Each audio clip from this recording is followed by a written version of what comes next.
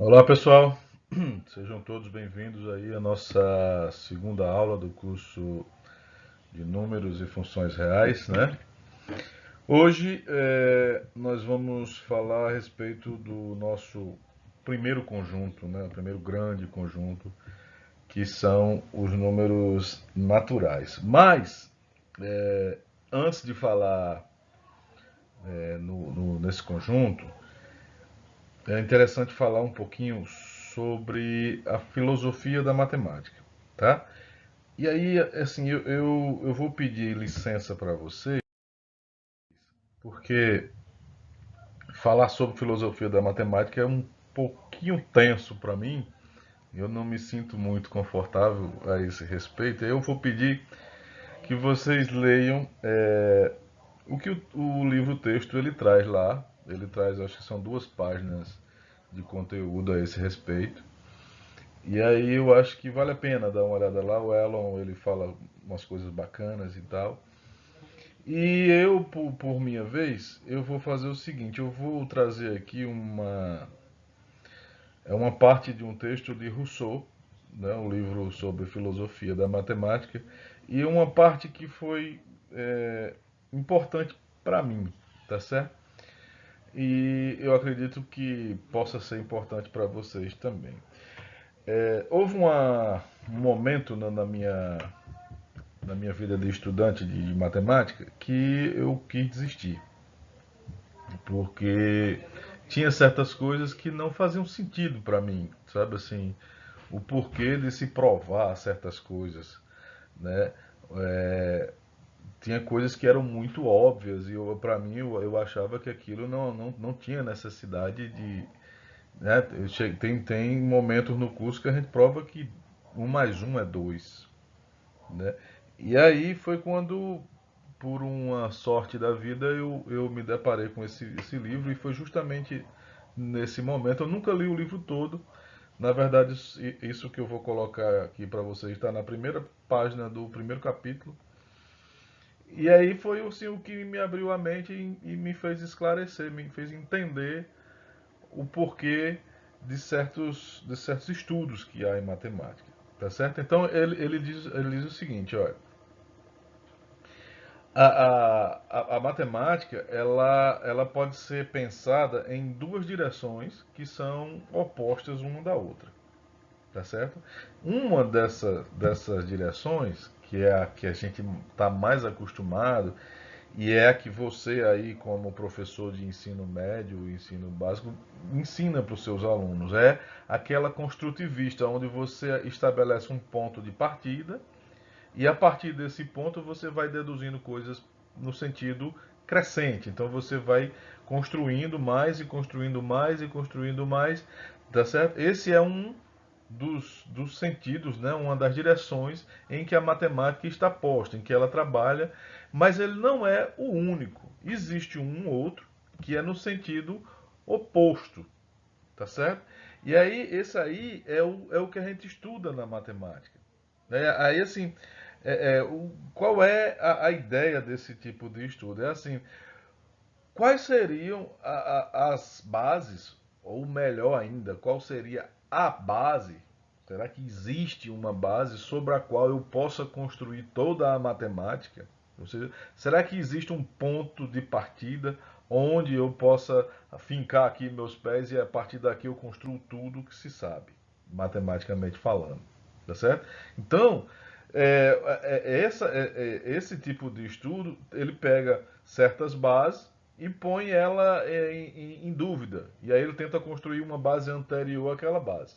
E aí a pesquisa e o direcionamento desse estudo é dessa maneira, entendeu? É sempre tentando achar prerrogativas mais simples, né, proposições mais simples, a partir dos quais eu possa construir toda a matemática. E aí é assim, por isso que quando eu coloco um conjunto de proposições, um conjunto de regras e coloco aquilo como sendo a minha base, tudo o que se conhece tem que ser provado e demonstrado até aquelas coisas mais simples, porque é o que está se propondo, né? O que se está dizendo é a partir disso aqui eu construo o resto, tá certo? Então eu tive esse momento na minha vida e foi esse texto aqui que me ajudou a, a, a sair desse momento de dúvida, tá? E aí, né, em vez, acho que eu já disse aí essa frase, né? Em vez de indagar o que pode ser definido e deduzido daquilo que se admita começar, né? Essa é a direção para frente, né? A gente faz o contrário, né? Que mais ideias e princípios a gente pode encontrar, tá certo? E a partir dos quais eu possa provar um ponto de vista que foi admitido como sendo o início. Ou seja, será que eu não posso pegar algo mais simples e provar que esse que eu tinha como sendo o mais simples, ele não é. Eu consigo um mais simples ainda. Essa é a ideia da, do estudo da análise matemática, né? A abstração matemática. Por que eu estou dizendo isso? Porque é mais ou menos isso que a gente vai fazer a partir de agora. Não a partir de agora. Na aula passada a gente já fez isso. A gente colocou a linguagem que a gente vai trabalhar, que é a linguagem de conjuntos, tá certo? E aí é mais ou menos isso que a gente vai tentar fazer aqui. Aí, veja só, vamos começar, né? Eu tenho algumas coisas mais para dizer, eu vou dizer durante o percurso, tá ok? Olha só, o que seriam os números naturais? Veja, nós vamos tentar aqui definir algo que para a gente é muito óbvio, muito básico, que é a ideia de números naturais. Então, veja, não é a partir daí que os números naturais nasceram. Os números naturais já existiam, a humanidade já fazia contas, usavam-se os dedos, né? Os números né? Já existia uma base. E o que a análise matemática faz é simplesmente assim, vamos tentar colocar isso aqui em bases sólidas e a partir da qual eu possa construir uma teoria sólida e que não dê margem a dúvidas e que seja precisa. Tá certo?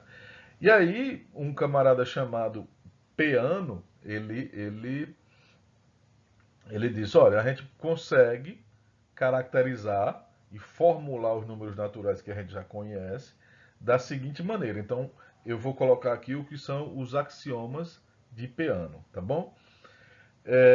Ele diz o seguinte, olha, o conjunto dos números naturais ele é caracterizado por três fatos, tá bom?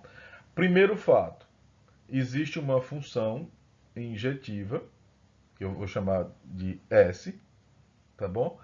Que leva os números naturais nos números naturais, tá bom? Essa função é, né, o S, a imagem de cada n vai ser o que a gente vai chamar de sucessor.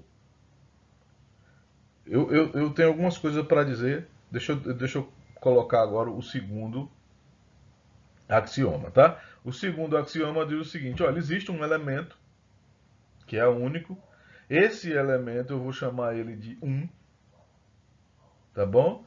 E o 1, ele não é sucessor de ninguém, tá ok? Ou seja, né, não há a imagem de algum n para a qual o sucessor de n seja o 1.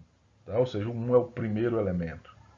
Só que não faz sentido ainda eu falar primeiro. A palavra primeiro ela vai nascer ainda com o sentido em que a gente ainda que a gente possui, né? É tão natural para a gente. Mas nesse momento aqui, os axiomas de Peano, ele está construindo os fundamentos, tá bom? Então, a palavra primeiro nasce depois. Ela é consequência do que a gente está criando aqui. Uma das consequências, tá bom? E o último, né, ele diz o seguinte: olha, se um conjunto, um subconjunto dos números naturais, ele for tal que dentro desse conjunto você tenha o 1, e além disso, é, o sucessor de todos os elementos desse conjunto está também no conjunto, Então veja, você pegou um subconjunto, calculou o sucessor de todos eles, tá bom? E percebeu que, né, todos os sucessores estão dentro do meu conjunto. Se isso acontece, significa que esse conjunto, então, ele é todo o conjunto dos números naturais. Essas três proposições juntas, três axiomas, perdão, juntos, eles definem o conjunto dos números naturais. Então, há quem diga o seguinte, olha, o conjunto dos números naturais, ele nada mais é do que uma aplicação da ideia de sucessor. E aí, sucessor é essa palavra que vocês conhecem aí, o sentido que vocês conhecem do seu cotidiano mesmo. Sucessor é o próximo, é o que vem a seguir. Tá certo? Aí, olha só o dilema que nós temos aqui. O Elon, o autor do livro que a gente está seguindo, ele tenta fazer uma construção axiomática e ao mesmo tempo ele quer ser simples, ele quer ser. Ele não quer ser tão. é, Como é que eu posso dizer? Ele quer abrir mão de algumas coisas. Tá certo? Então, por exemplo, a gente vai se deparar aqui com algumas necessidades e a gente vai ter que cometer algumas permissões poéticas, vamos dizer assim. Aí veja só, nessas três axiomas lá, ele colocou quatro. O primeiro e o segundo me dá esse primeiro aí, que nós temos aí, que eu coloquei como uma letrinha I. Tá certo? O que está sendo dito aí no primeiro axioma? Né? O conjunto, em vez de ele falar, ele não fala função, não é permitido falar função porque não foi definido função. E aí eu estou tomando a liberdade de falar em função, porque dessa forma fica mais clara. Tá bom? Aí ele não faz isso, porque função vai ser uma coisa a definir no próximo capítulo. Vai vir depois. Então ele coloca lá assim, olha, o que é o primeiro axioma? Né? Aí ele diz o seguinte, olha, todo número natural possui um sucessor. Tá certo? É o primeiro axioma. Todo número natural possui um sucessor. E o segundo, ele diz: olha, dois números diferentes possuem sucessores diferentes. Tá certo? Isso ele faz dessa forma muito inteligente, muito bacana, para não usar a ideia de função injetiva. O que tem a ver essa função injetiva aí? A função injetiva aí garante: olha, se ela é injetiva, todo elemento do meu conjunto N, que está à esquerda, né, vai ser usado, porque isso é uma função. Então cada um deles vai ter uma imagem. Todo elemento tem uma imagem. Aí, se todo elemento tem uma imagem, o que eu estou dizendo? Todo número natural possui um sucessor. E injetiva significa assim, elementos do meu domínio diferentes serão levados em números diferentes. Isso é para ser injetiva. O que isso traduzindo na linguagem lá foi posto como somente português, né? Só números diferentes possuem sucessores diferentes.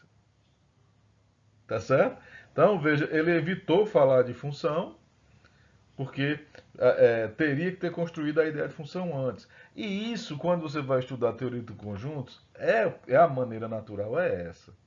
Tá certo? A gente começa falando primeiro de relações, depois a gente vai falar de funções, e só lá no meio para frente é que a gente começa a falar de conjunto, depois vem números naturais. Tá entendendo? E aqui, como é um curso voltado para o nível médio, ele tentou ser o menos abstrato. A gente está tentando ser abstrato, mas o menos possível. Né? Manter a simplicidade. Então aí vocês me permitam, assim, em alguns momentos eu vou quebrar o paradigma dele, eu não vou conseguir fazer da forma como ele está fazendo, até porque ele cai em umas esparrelas lá e faz de conta que ninguém viu. Tá? Aí eu vou mostrar para você umas coisas que ele vai embora e deixa para trás fazendo de conta que ninguém tá vendo. Tranquilo? Aí, veja, o segundo axioma é bem natural, né? Existe um elemento lá que eu vou chamar ele de 1, tá certo? Por enquanto, A ideia assim que o um tem pra gente, né, ela não existe. É um nome somente. Assim, eu peguei um cara que esse cara é o um, tá bom? Essa coisa de que o um significa unitário, tá? Que na multiplicação ele é né, elemento neutro, isso não existe. É como se você imagine que seu conjunto ele seja formado de objetos, seja lá o que for esses objetos. Tá? Limpe a sua cabeça, deixa ela no branco, tá bom? E imagine que você tem objetos, tá bom? Aí você foi lá e pegou um, esse cara aqui é o um, pronto, tá bom? Daqui a pouco ele vai ganhar sentido, ele vai ganhar um significado, mas por enquanto é só um nome. É esse cara, no meu conjunto tem um cara que se chama um. E esse um, qual é a propriedade dele? Aí ele diz o seguinte, ó, o um ele não é a imagem de ninguém, ele não é o sucessor de ninguém. Isso é uma maneira de dizer o seguinte, ó, no meu conjunto existe um primeiro. Né? Só que, novamente, a ideia de primeiro também não existe nesse momento. Aí, o que é que nós temos nesse momento? Não, existe um cara lá e ele é diferente dos demais. Qual é a diferença dele? Ele não é o sucessor de ninguém. Só isso. Só isso. E aí tem uma regrinha que diz o seguinte, olha, se o um está no conjunto, né, você pegou um subconjunto dos números naturais, seja lá o que for os números naturais que a gente não conhece ainda, não temos conhecimento. Nós limpamos aqui o HD e está zerado. A maneira melhor que você tem para absorver o sentido desse curso, né? Qual é a lógica, qual é o que nós estamos tentando fazer aqui, é como se você estivesse tentando ensinar, imagine que você esteja tentando ensinar para um computador, para um robô, entendeu? É mais ou menos essa a ideia, certo? Então você vai ensinar para um robô o que é o conjunto dos números naturais, é o que nós estamos tentando fazer aqui, basicamente é isso, tá ok?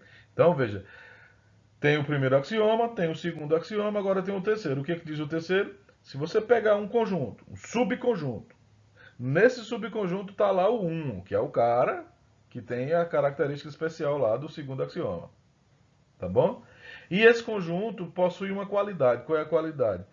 Se eu pegar todos os sucessores, né, de cada um dos meus elementos, e eu garanto, olha, calculei o sucessor de cada um, e todos esses sucessores estão também dentro do meu conjunto, então significa dizer que esse meu conjunto ele não tem outra opção a não ser o conjunto inteiro. Ele é o conjunto dos números naturais. Reflitam aí, tá bom? Você parte logo da ideia seguinte, olha, se você pegar esse conjunto, vamos supor que ele tenha três elementos, tá certo? E aí você diz, olha, o um está lá. Então, dentre esses três, o 1 é um deles. Quando você calcular o sucessor desses três elementos, a imagem, né, todos os sucessores estão lá também. Então, já dá um furo aí, né? Porque se você tiver o 1, quem é o sucessor do 1? A gente vai aprender no futuro que é o 2, né? O 2 está lá.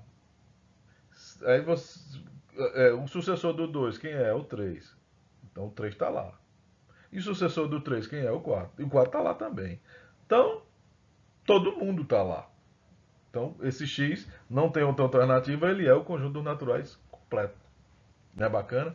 Esse terceiro axioma, ele é tão importante que ele ganha o nome de princípio da indução. E vocês vão se abraçar com eles agora, de agora para o resto da vida, porque ele é muito importante em matemática. Ele é uma técnica de demonstração, assim, não é quando ela é uma alternativa, assim, não tenho nenhum outro jeito, então eu vou com o princípio como se fosse a tábua de salvação, tá certo? Então eu vou fazer uma coisa aqui, só para exemplificar, faz de conta que a gente saiu do nosso curso e fomos agora para um momento fora do curso, tá bom? Vamos esquecer que a gente está aqui na construção dos números reais, né, construindo, que a gente está ensinando o nosso robô. Tá bom? Vamos voltar para o mundo da matemática e faz de conta que a gente está num outro curso lá da frente. Vamos supor que você está em cálculo 3, tá bom? Porque eu quero falar do axioma da indução, do princípio da indução, né? O axioma da indução. Traduzindo esse axioma de uma forma mais genérica, ele está dizendo o seguinte ali, olha. Se P é uma propriedade relativa a um certo número natural, aí lá está como se é um subconjunto X. Tá? Então supõe o X seria o conjunto dos elementos do naturais que possuem a propriedade P. Tá bom? Então eu vou traduzir aqui para uma forma mais, como é que eu posso dizer, menos apegada aos conjuntos. Tá bom? De uma forma mais lógica. Então suponha que você tem uma propriedade P, e essa propriedade ela diz respeito, né, a um número natural n. Tá? Então, o que ela está dizendo lá, o axioma da indução, diz o seguinte: olha, se essa propriedade é válida para o 1, tá? Segundo, se para um dado n vale o P de n e você prova que a validez de P de n implica que vale para o n mais 1, tá certo? Então, isso é assim, quem já aprendeu acha tudo muito óbvio, mas quando eu vi isso a primeira vez, né, meu cérebro deu um. Não, não, não, deu um. Né, você fica um parafuso e demora isso. Isso é tudo muito lógico. Tudo muito, né, sentido completo, total. Então, por favor, quem está aceitando, quem está concordando, beleza, obrigado. Siga adiante. Mas eu estou tentando aqui bater na cabeça dos que estão que tendo a mesma dificuldade que eu tive, né, quando eu me deparei com esse axioma. Então, veja, se você tem que uma determinada característica, né, você diz lá para o seu robô o seguinte: olha, essa característica vale para o 1. Show? Show. E vou dizer mais uma coisa. Se você detectar que vale para um n, a sua escolha, aleatório, um n qualquer, e toda vez que, se valer para um n, vale também para o n mais 1. Tá certo? Então, se você tem que vale para o 1 e valendo para um n vale para um n mais 1, qual é a conclusão? Essa propriedade vale para todo n. Isso é o axioma da indução. Então, isso aí te dá uma técnica para demonstrar algo, né, que, né, como é que eu posso dizer? Eu digo já, tá? A técnica faz o seguinte: olha, você vai provar que essa coisa que você quer demonstrar vale para o 1. Em seguida, você faz o seguinte: olha, vamos supor que vale para um n, tá certo? Então vamos mostrar que vale para um n mais 1. E aí, se você conseguir, ó, mostrei para o 1, supondo que vale para um n, vale também para um n mais 1, então essa coisa vale para qualquer n. Show? Então, eu vou colocar aqui um exemplo, por isso que eu pedi a permissão para fazer de conta que nós estamos num outro curso, tá? Porque eu vou provar uma equação que não tem nada a ver aqui com o nosso curso. Então, suponha que você tem essa equação aí, tá bom? Aí alguém pediu para você provar que essa equação é verdadeira. Tá certo? Aí você tem dois caminhos. Quer dizer, pode ter até mais de dois. Eu tô colocando dois porque assim, um deles é você fazer as continhas e mostrar que o lado direito é igual ao lado esquerdo. Tranquilo? Conseguiu fazer isso? Show. Né? Você vai ver que, para quem já estudou PA, você consegue provar, né, essa equação aí tranquilamente.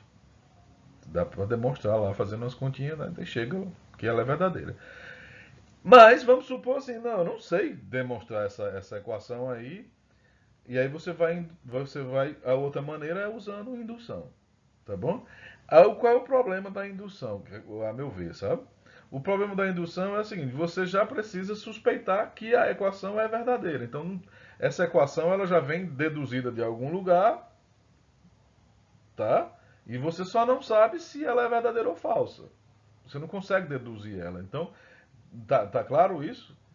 Então, você já pega ela pronta e o axioma da indução, ele vai, né, se você conseguir mostrar a propriedade I e a propriedade 2i, né, então você provou que essa equação aí é válida. Tranquilo?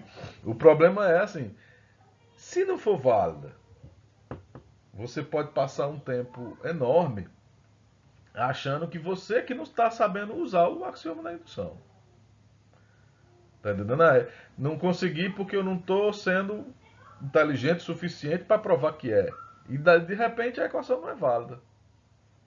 Tá claro? Então, assim, é bacana quando você pega num livro, eu livro, mostre que é. Aí é bacana demais. Porque você está mandando mostrar que é, porque é. Aí você vai embora, usa a axioma da indução e tchau. Vai dar certo. Quer dizer, se você conseguir ter as ideias, né? Porque tem uns probleminha, velho, que você pena um pouquinho né? No final do nosso livro aí, do capítulo, tem uns aí bacana, né? Dá para queimar a mufa aí bacaninha. Então, olha só, vamos pegar esse exemplo aqui só para vocês verem como é que usa-se o axioma da indução. Então, se você suspeita que essa equação seja verdadeira, você vai usar a indução. Então, usando a indução, o que você vai fazer? Pega o n igual a 1 e testa. Testa assim, prove que é verdadeiro. Aí, em geral, quando você substitui o n igual a 1, você fica com uma igualdade óbvia. Então você pode dizer, não, isso aqui é óbvio. Então veja, se você substituir o n igual a 1 nos dois lados, você vai ficar com 1 igual a 1. Acabou, isso é verdade, não precisa fazer mais nada. Então, a equação ela é verdadeira quando n for igual a 1. Tranquilo?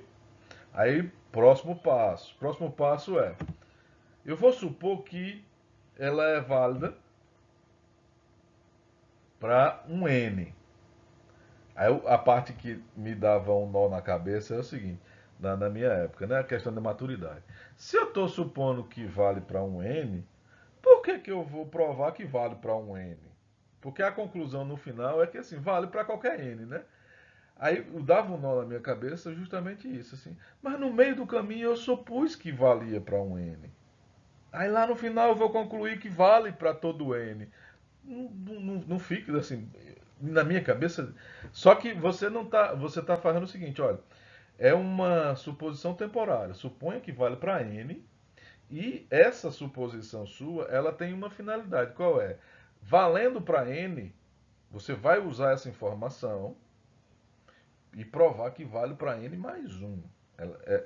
É uma suposição temporária. Suponha que vale para n. Vale para n mais um também? Vale. Então, show. Aí, se valendo para n vale para n mais um, significa que a suposição temporária valer para n, ela não é temporária, ela é definitiva. Show? Então, por favor, quem já estava bacana, estava entendendo tranquilo, beleza. Tá bom?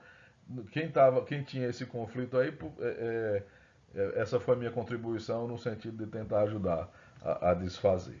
Tá ok? Então vamos lá. Eu vou supor temporariamente que vale para um n. Então, é justamente a equação que eu quero provar, né? Com um n. E aí você vai mostrar que essa equação é verdadeira também se eu trocar o n por um n mais um. Esse é o objetivo agora. Tá bom? Então, então, supondo que essa equação aí ela seja verdadeira, né? Nós vamos pegar e manipular ela de alguma forma. Então, o que eu vou fazer aí é o seguinte: eu vou somar dos dois lados da equação uma quantidade, tá certo? A quantidade que eu vou somar vai ser o 2n mais 1. Aí você deve ficar pensando assim, de onde é que o professor tirou esse 2n mais 1, né? Veja, se eu quero mostrar que vale para n mais 1, quando lá no final estiver pronto, do meu lado direito vai aparecer n mais 1 ao quadrado. Né? O lado direito da equação é o que teria que ficar. Então eu estou acrescentando o que falta. Tá bom? Então eu vou somar dos dois lados E aí o lado direito já vai ficar pronto, já vai ficar como eu quero que fique.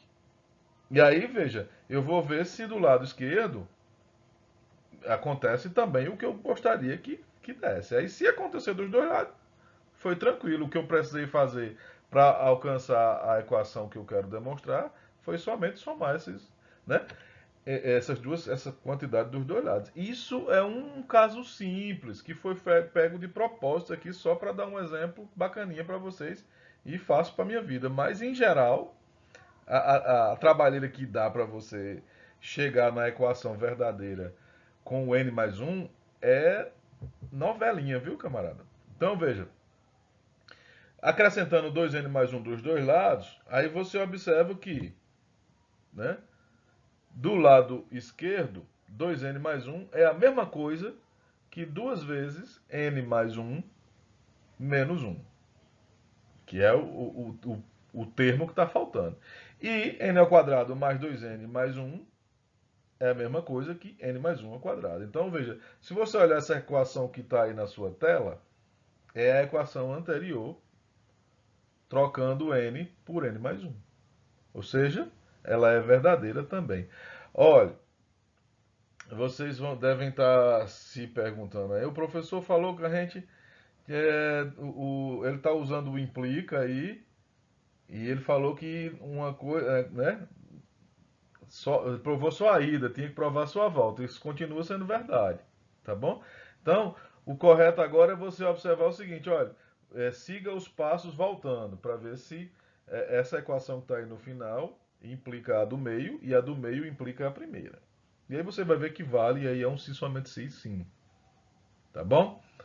Deixei de propósito para que vocês recordem do que foi feito na aula passada.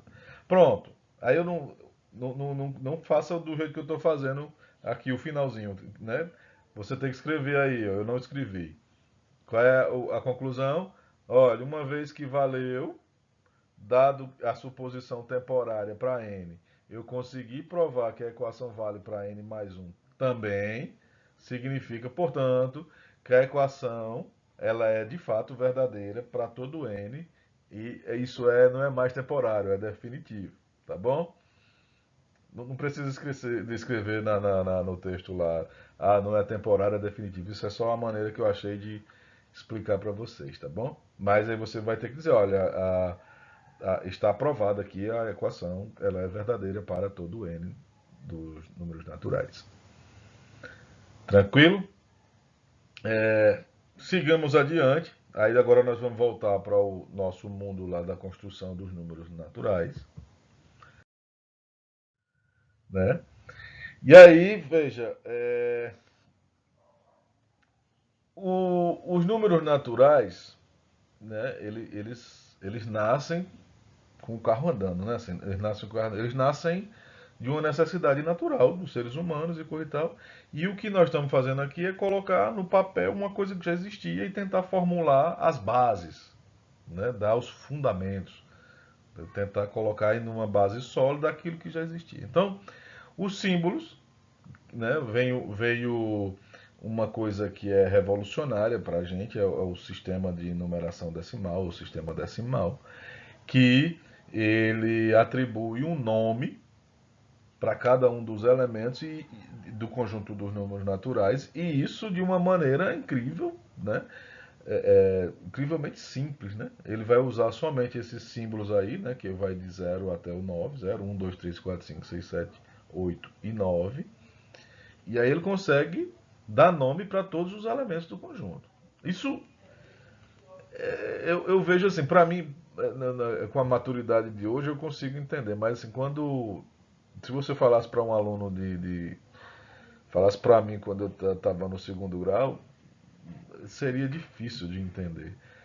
Mas professor, o que é dar nome, né? Você percebe, você tem um conjunto e para a gente já está internalizado assim que depois do 9 vem o 10.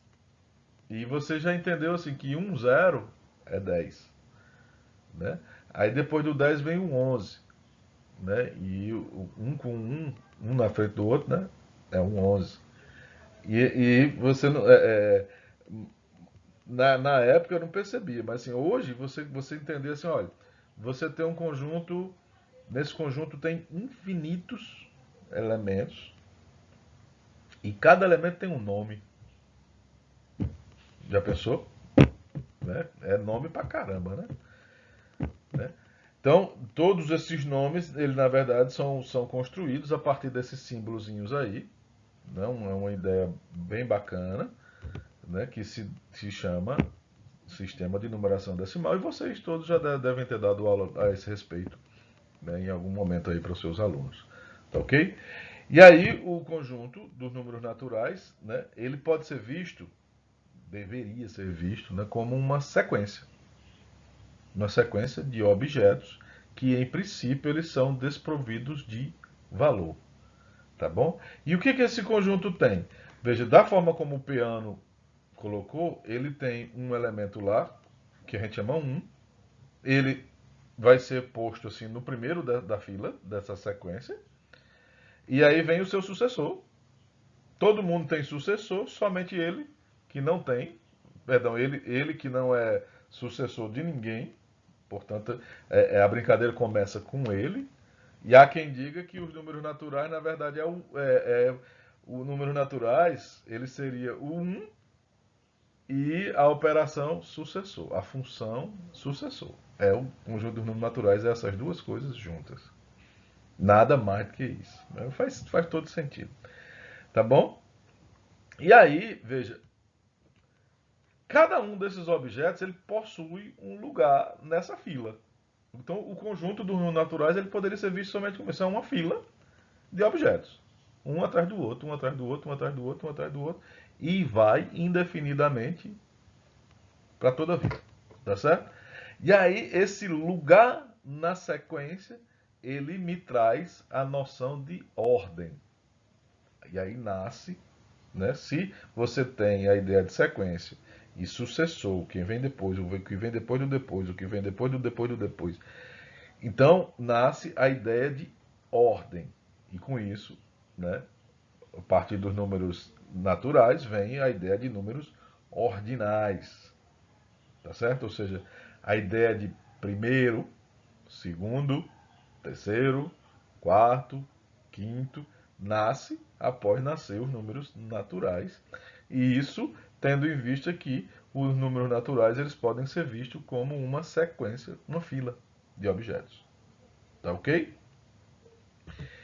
Mais na frente, e isso é o capítulo que nós vamos ver na próxima aula, a gente vai ver que cada número ele pode ser associado, ele deve ser associado, né, a uma quantidade, a uma ideia de quantidade. E aí nascem os números cardinais. Veja que nós não começamos a falar ainda em contar, né, em contar. Não faz sentido ainda, não tem sentido ainda. Então, os números naturais postos dessa forma, ele é somente uma fila de objetos postos um atrás do outro. Tá bom? Então, nós temos apenas agora o sentido de ordem, só. Futuramente, com base nesse mesmo conjunto, nós vamos ter a ideia também de números cardinais, de cardinalidade, que é basicamente assim a maneira de pensar quantidades. Show? Aí vem as propriedades, tá bom? Perdão, as operações. Né? E aí nós temos duas operações que são a adição e a multiplicação. Aqui está o primeiro deslize que o Elon deixa e faz de conta que ninguém viu, né? Olha só, o que vem a ser a adição? Né? Nós vamos chamar de adição a uma operação, né? Dados, dois números, eu vou associar um terceiro. Então, suponha que você pegou um N e um P, eu vou fazer corresponder um outro elemento que eu vou chamar de soma, vou representar com N mais P, só que esse N mais P, ele não tem o sentido ainda que você conhece, assim, o N mais P é a soma, né, assim, o 2 mais 3 dá 5. o 3 mais 5 dá 8, assim, não tem esse sentido ainda, tá certo? Então, o que que vem a ser, né, esse n mais p? Esse n mais p é um terceiro que eu estou associando, tá bom? Como é que essa associação vai ser feita? Como é que essa associação, eu vou pegar dois elementos do conjunto e vou associar um terceiro desse conjunto também. Então é como se você estivesse criando uma, uma máquina que usa dois ingredientes, o N e o P. O que, que ela faz? Qual o resultado que ela vai obter com esse NP? Vai ser eu vou chamar de N mais P. E esse N mais P vai ser o seguinte, olha, o N mais P ele vai ser um número natural que eu obtenho a partir do N, tá certo? Então você pega o N e a partir dele você aplica a operação sucessor P vezes. Então você vai aplica o sucessor uma vez, aplica o sucessor duas vezes, aplica o sucessor três vezes, aplica o sucessor P vezes. Tá certo? Então, por exemplo, o que seria N mais 2? Então você vai pegar o N, aplica o sucessor uma vez, aí você vai para o N mais um. Esse N mais um também não. Ó, pega vamos fazer 2 mais 3. O que é 2 mais 3? Você vai pegar o 2 e vai aplicar o sucessor. Quem é o sucessor de 2? É o próximo na fila. Aí você vai e aplica o sucessor no próximo. De novo. Aplica o sucessor de novo. 3 vezes. Aí o cara que bater lá é o resultado da soma 2 mais 3, que é o 5. Que é o 5, tá bom? Mas o seu robô, ele não sabe.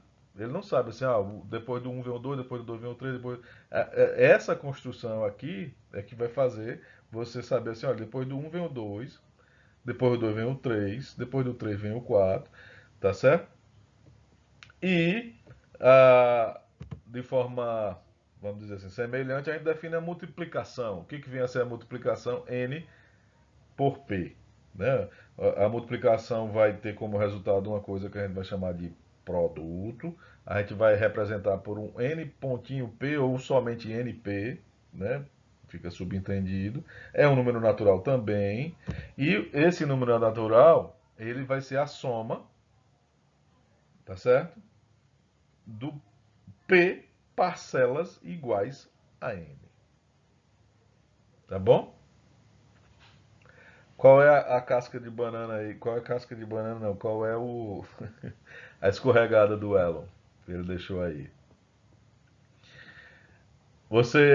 Se você prestar atenção, para definir a adição, ele precisou usar a multiplicação.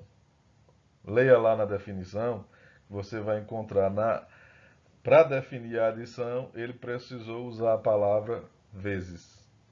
E vezes é a multiplicação. E para definir a multiplicação, ele precisou usar a palavra soma.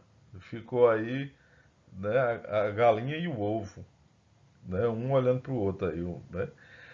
Veja, dá para você falar, dá para você definir a definição de adição, dá para você fazer a definição de adição, né, aplicando o, a operação sucessor. O P vezes eu vou deixar aí porque ele faz sentido pra gente, mas assim, se o nosso robô ele não ia entender. O que é P vezes? Não é a multiplicação. E o que é a multiplicação? Não, a multiplicação depende da soma. E onde é que vai parar isso? Tá certo? Então, quando você vai estudar isso num curso mais abstrato, no curso de matemática, bacharelado mesmo e tal, fundamentos da matemática, primeiro você precisa estudar a ideia de relação, depois você estuda a relação de funções, depois a definição ela se faz de uma maneira um pouquinho mais trabalhada, que esse imbróglio aí ele não acontece, tá bom? Então assim, eu quero que vocês entendam que tá havendo aí o ovo e a galinha, uma correndo atrás do outro, mas ao mesmo tempo assim, pra gente dá para se salvar porque eu sei o que é esse vezes aí e, né, eu resolvendo esse vezes que aparece na definição de adição, pronto, eu resolvo o problema. Tranquilo? Pronto, então isso aí é o que vem a ser a adição e o que vem a ser a multiplicação. Tranquilo? Agora veja. A partir de agora, aí nós vamos chamar o sucessor de n mais 1. Vocês já sabiam disso, né? Que o sucessor de n é o n mais 1. Só que uma coisa que é bem interessante aí, assim, ele não está explicando para você o que é o sucessor de n, porque o sucessor de n a gente já sabe. O que ele está dizendo aí, o que significa n mais 1. Então, o que vem a ser n mais 1? É o cara que vem depois do n. Então, para ser mais exato, essa igualdade era para ser escrita assim, ó, n mais 1 é igual ao sucessor de n. E aí agora eu sei o que é n mais 1. O que é n mais 1? É o próximo na fila, depois do n. Tá bom? Então, se depois do 1 vem o 2, então o sucessor de, né, o n mais 1, 1 mais 1 é 2. Se depois do 2 vem o 3, significa que 2 mais 1 é o 3. Aí começa a ganhar significado a adição da forma como a gente conhece. Tranquilo? Aí, bom, basicamente a aula que a gente tinha para hoje seria isso. Aí ele coloca lá uma série de propriedades que a adição tem e a multiplicação também tem. E aí ele faz um monte de demonstrações. Eu vou fazer aqui algumas, só para vocês terem uma ideia de como é o uso da indução, tá bom? E vou deixar outras por conta de vocês, tá bom? Então, uma propriedade que é bem conhecida, vocês fazem lá, entregam para os seus alunos de mão beijada, é a associatividade da adição, né? Aí veja, isso precisa ser provado. E o que eu tenho é a definição de adição a partir da ideia de sucessor. E o produto também, a partir da ideia de sucessor também. Então, vamos ver como é que fica a associatividade da adição, a demonstração disso. Então, olha, o que você vai fazer? A gente vai, né, na equação são envolvidas três letrinhas, M, N, P. A gente vai usar indução em uma das três. Então, eu vou escolher o P e vou fixar o M e o N. Tá bom? Então, se eu vou fazer indução sobre o P, tá? Então você começa supondo o seguinte, olha, primeiro eu tenho que mostrar que vale para P igual a 1, e aí, como é que fica a equação quando P for igual a 1? Né? Fica M mais N igual... Lê lá como é que fica, tá em cima, né? Vai ficar M mais N mais 1 igual a M mais N mais 1, né? Numa o parênteses está no MN e na outra está no N mais 1. Tá ok? Então, eu vou desenvolver o lado direito para ver se eu chego no lado esquerdo. Perdão, desenvolver o lado esquerdo para ver se eu chego no lado direito. Então, se você lembrar bem, M mais N mais 1 é o sucessor de M mais N. E aí o Elon ele escapa novamente. Vai lá ler como é que ele demonstrou. Que ele simplesmente diz assim: não, isso aí é a definição. Eu usei a definição duas vezes e tchau. E aí, veja, procure assim, não, é óbvio, né? Eu fiquei um bom tempo para conseguir provar isso aí. A primeira, a validade da equação para o 1, tá bom? Então veja, M mais N mais 1 é o sucessor de M mais N. Show? Agora você vai pegar assim, e M mais N, que está aí dentro desse S, né? Desse parênteses, S, parêntese, M mais N. Quem é o M mais N? Aí você vai lembrar o seguinte, olha, pela definição, você pega o M e aplica o sucessor N vezes, né? Aí eu estou usando aí uma notaçãozinha aí de função composta repetida N vezes, tá bom? Que a rigor não poderia usar porque eu não falei de função, tá ok? Mas por favor vocês me deem essa licença poética porque a ideia, para se fazer decentemente, a função tinha que ser visto lá atrás. Aí ou eu apelo para ele e digo assim, é óbvio, ou eu pego o recurso que são as funções para me ajudar nessa brincadeira. Tá bom? Então veja, aí veja, o que você tem dentro do primeiro parênteses é o sucessor de m n vezes.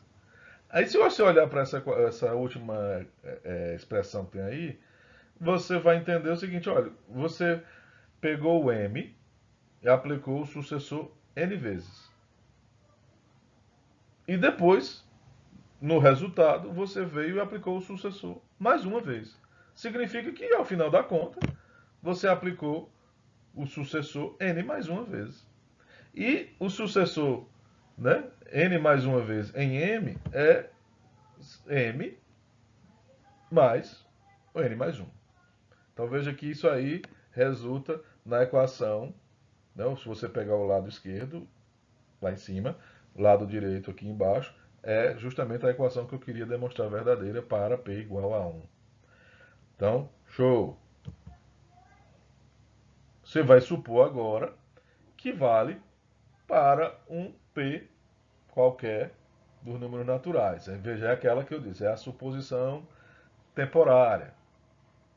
E o objetivo é mostrar que ela vale, né, definitivamente. Aí qual é o caminho?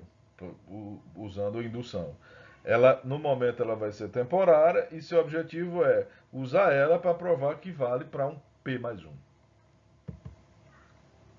Então, novamente, eu vou pegar o lado esquerdo, vou desenvolver para ver se eu chego no lado direito, né, ambos com P mais 1. Então, peguei o lado direito, o lado esquerdo, com P mais 1, né, então ficou M mais N mais P mais 1. O que significa isso? Né? Se você lembrar da definição de adição, né? Isso aí está sendo o sucessor P mais uma vezes no número M mais N. Aí você aplica a definição para M mais N. Então é o sucessor N vezes no M. E aí leia do jeito que a gente fez na primeira, né? Você tem um M, apliquei o sucessor N vezes. Peguei o resultado, apliquei o sucessor P mais uma vezes. Então isso significa que você está fazendo o seguinte: eu estou aplicando o sucessor n mais p mais 1 vezes. Isso é equivalente a m mais n mais o p mais 1, que é o que eu queria provar. Tranquilo? Então, provamos que vale para, né, valendo para um p, vale para p mais 1 também. Isso conclui a demonstração por indução. Tá bom? Falta colocar a frasezinha aí dizendo, ó, blá blá blá blá blá blá blá blá. Tá bom? Então, uma outra propriedade que é bem simples e banal é a comutatividade da adição. Aí você vai partir para a indução novamente. Você vai fixar o m e vai fazer a indução para o n. Então, para n igual a 1, você quer mostrar que m mais 1 é igual a 1 mais m. Nem isso a gente sabe que é verdade. O que você vai fazer? Vou provar essa equação por indução também. Então, você vai pegar indução sobre m. Vamos mostrar que vale para m igual a 1. Para m igual a 1, fica 1 mais 1 igual a 1 mais 1, que óbvio é igual. Supõe então que vale, né, para um m qualquer. Ou seja, m mais 1 é igual a 1 mais m, para um m qualquer. Você vai ter que mostrar agora que vale para um m mais 1. Então, m mais 1, o que acontece com isso? Isso é 1 mais m mais 1, porque a gente viu que vale para o 1. Tá certo? É o pontinho azul aqui do lado esquerdo da sua tela. A gente já provou que isso é verdadeiro quando n é 1. Aí, né? novamente, eu apliquei a comutatividade que eu provei por enquanto, só vale para o 1. E aí tá, cheguei na validade para m mais 1. Tranquilo? Então, a, a ideia de que m mais 1 é igual a 1 mais m, ela é válida para qualquer m.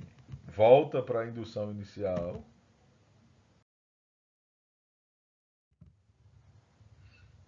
Né? Supõe agora que m mais n é igual a n mais m para qualquer n.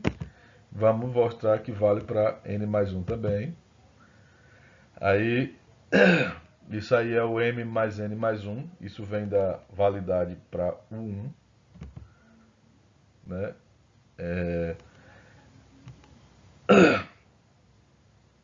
Agora foi o que eu fiz aí. Tá. É a suposição de indução, né? O que a gente supôs que m mais n é igual a n mais m, então eu estou trocando aí. Volta, né, o parênteses para o m mais 1. Então, a comutatividade é para o 1 mais m. Pronto. Show de bola. Eu vou deixar essa aqui para vocês, tá bom? A distributividade da multiplicação, né? Eu fiz a demonstração aí, tá toda ela aí bonitinha.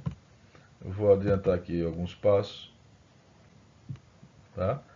Eu acho que já ficou comprido demais, mas tá tudo aí.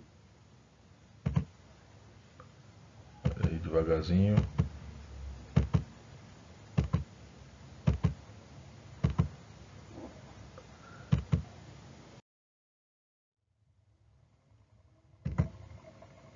Também é válido a comutatividade da multiplicação.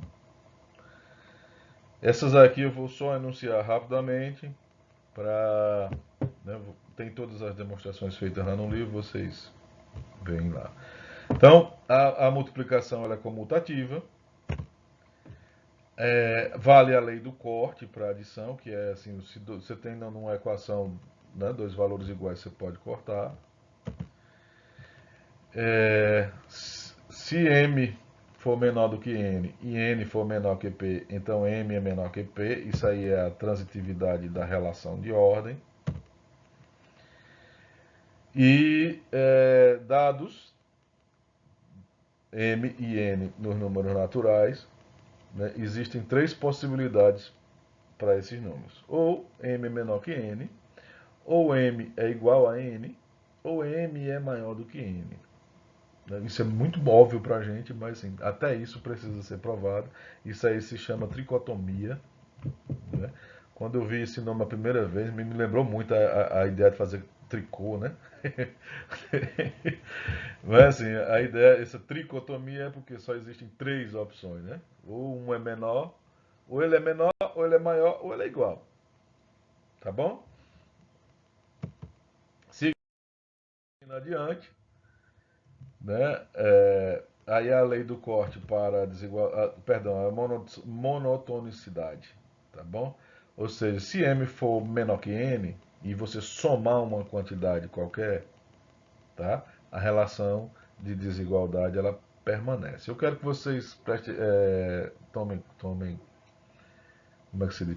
Tomem atenção que assim, eu estou usando um menor, mas isso vale para as outras desigualdades que a gente não. Ele tá se concentrando só no menor. Mas isso vale para o menor ou igual, vale para o maior ou igual, vale para o maior. Então vale para todas as outras desigualdades. Tá bom? Então se M é esse menor aí, ele faz o papel de todas de uma vez só. Então se M for menor, aí você veio e somou um P natural, tá certo? Então o M mais P é menor do que o N mais P. É bem óbvio isso aí, mas que também precisa de ser demonstrado. Aí, essa outra que eu vou colocar aqui, ela faria um papel assim de o inverso, né, a implicação inversa da monotonicidade. Se M mais P for menor do que N mais P, ou o produto também vale, se MP for menor do que NP, significa que M é menor do que N. Fica tipo um se somente se. Juntar essas duas aí, a lei do corte para desigualdades.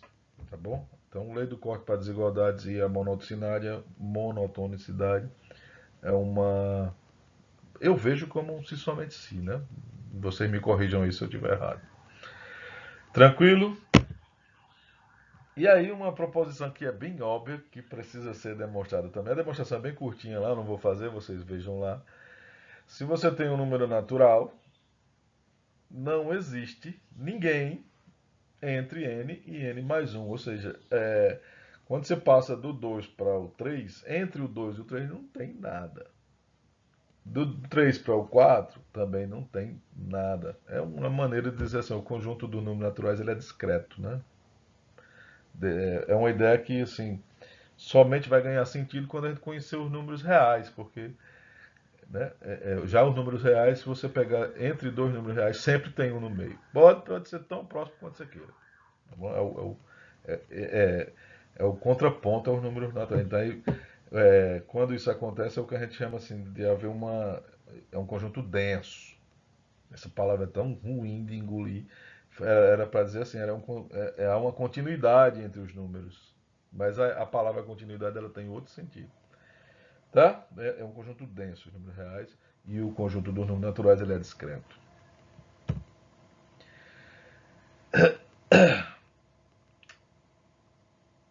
Todo conjunto natural, todo subconjunto dos números naturais que não seja vazio, ele possui um elemento mínimo. E esse elemento é único. Não tem dois elementos mínimos. Esse é o princípio da boa ordenação, tá ok? Que parece ser inútil, né? Parece não servir para nada. Mas olha só, eu vou colocar aqui um resultado onde, assim, tem certas coisas na matemática que são tão poderosas e assim, elas parecem ser tão óbvias e por ser óbvia demais não vai ter uso em lugar nenhum. E acaba que assim, é justamente uma coisa como essa que salva a gente de problemas que aparentemente não tem nem como atacar. Então, olha só um exemplo. Ele explica lá, eu não vou explicar para vocês o que é um número primo, o que são fatores, porque eu acredito que vocês todos já sabem. Tá bom? Então, uma proposição, imagine que você seja posto diante desse problema. Prove que todo número natural ou é primo ou ele é produto de fatores primos. Olha só. Por onde é que começa? Né? E é uma proposição que assim, você olha assim, não, é isso mesmo. Só que matematicamente não tem como você argumentar. Não tinha como ser de outro jeito. É isso mesmo. Tem que botar nas bases para a prova, né? Qual é a prova disso? E aí quem salva a gente para provar isso daí é o princípio da boa ordenação, que, como eu falei, né, parece ser uma coisa inútil. Tá bom? Então, olha só como é que ele faz. Ó. Vamos criar um conjunto que é justamente esse conjunto aí, tá? Eu vou chamar de x. Dentro desse conjunto x, o que tem lá dentro? Todos os números que são primos ou eles são produto de números primos. Tá ok? Então, uma coisa que você deve começar observando é o seguinte, olha, se você pegar dois elementos desse conjunto, o produto também vai dar, porque, né, o produto, se esses dois números forem primos, quando você faz o produto, você vai ter um número que é o produto de números primos. E se eles não forem primos, então você enxerga o resultado como um elemento que possui uma fatoração, além de, não é uma fatoração de 2, é uma fatoração maior, mas que pode ser visto como produto de 2. Né? Não são dois primos, mas são dois números naturais. Tá? Então, suponha que você tem lá esse conjunto, onde né, os elementos, ou ele é primo, ou ele é produto de números primos. Cuidado aí que esse produto não está sendo dito assim, é um produto de dois elementos. É um produto de vários. Pode ser de dois, de três, de quatro, tá? Cuidado. Vamos supor, vamos pegar um y que é o complementar de x. O nosso objetivo aqui é mostrar que esse y aí, ele é vazio. Então, o que acontece? Se eu conseguir mostrar que o y é vazio, né? Então, o complementar de x é vazio, significa que x então é o universo todo. E o universo todo aí então é os números naturais. E aí provei que esse conjunto aí é, né, todo número natural, ou ele é primo, ou ele é produto de fatores primos. Tá ok? Aí como é que eu vou partir para mostrar que esse conjunto aí é vazio? Vou fazer uma tentativa por absurdo. Então vou supor que ele não é vazio. Se ele não é vazio, vai ter um cara lá. E aí o princípio da boa ordenação diz o seguinte, olha, existe um menor elemento aí dentro desse conjunto. Vamos chamar esse menor elemento aí de A, tá ok? Significa que se A é o menor elemento, todos os números naturais que forem menores do que A não está em Y. E se ele não está em Y, ele está em X. Lembra de um princípio lá é, que a gente viu na aula passada? É o princípio da não contradição. Né? Se você pegar um elemento qualquer, ou ele está em x ou ele está no complementar de x. Ele não pode estar nos dois ao mesmo tempo. Tá bom? Então, se você tem que o menor elemento de y é a, significa que todo mundo que é menor do que a não está em y. E se não está em y, ele está em x. Tá ok? E aí, veja só. Né? Como esse a ele não é primo, por que o a não é primo? Porque se ele fosse primo, ele estaria lá no x. Tá ok? Então, se ele não é primo, ele é produto de dois números naturais. Tá ok? Que não precisam ser primos. Tá legal?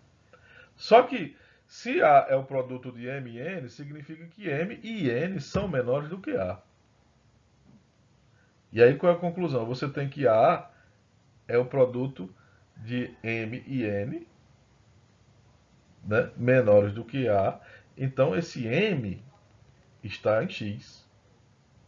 E o N também está em X. Se M e o N está em X, significa que M vezes N está em X.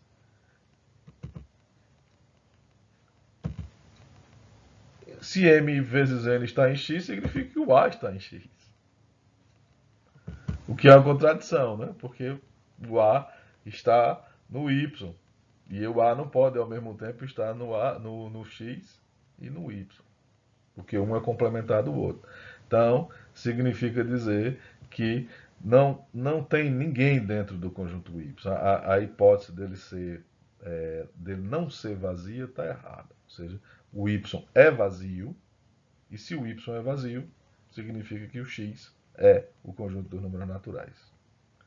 X sendo o conjunto dos números naturais, significa dizer que todo número natural ou é primo ou é produto de primos.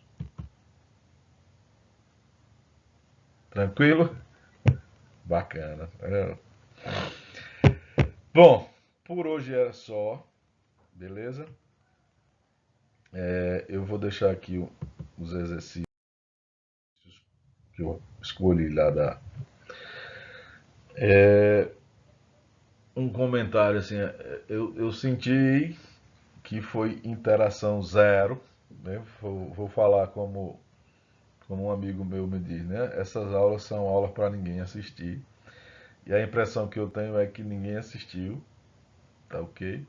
E vão assistir, ou vão simplesmente procurar os exercícios que eu estou deixando no final para resolver em grupo e passar na prova, né? O objetivo é passar na disciplina, passar na matéria. Não é assim? Então eu vou voltar a minha palavra atrás e eu vou dizer o seguinte, olha, se a interatividade não existir, se eu continuar sentindo que as aulas não estão sendo assistidas, se eu continuar achando que o plano é esse mesmo aí que eu estou achando que é, né?